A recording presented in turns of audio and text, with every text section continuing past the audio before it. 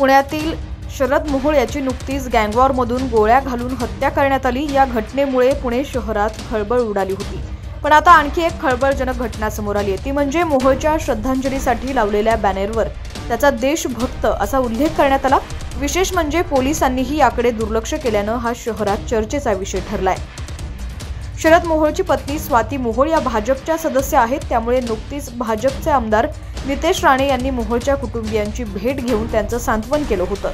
यानंतर माध्यमांशी बोलताना त्यांनी शरद मोहोळचा हिंदुत्ववादी असा उल्लेख करत त्यांना हिंदुत्वासाठी काम केल्याचं सांगितलं होते। दरम्यान याच वेळी स्वाती मोहोळ यांनी देखील आपल्या पतीची हत्या ते हिंदुत्वासाठी काम करत होते म्हणून झाल्याचा दावा केलाय।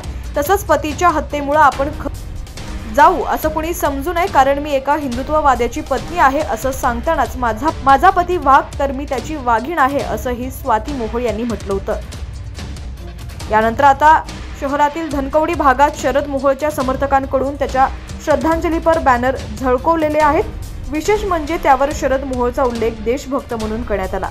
अद्यापही बॅनर त्याच ठिकाणी असल्यानं पोलिसांनी यावरती कोणतीही कारवाई न केल्यानं आश्चर्य व्यक्त केलं जात आहे।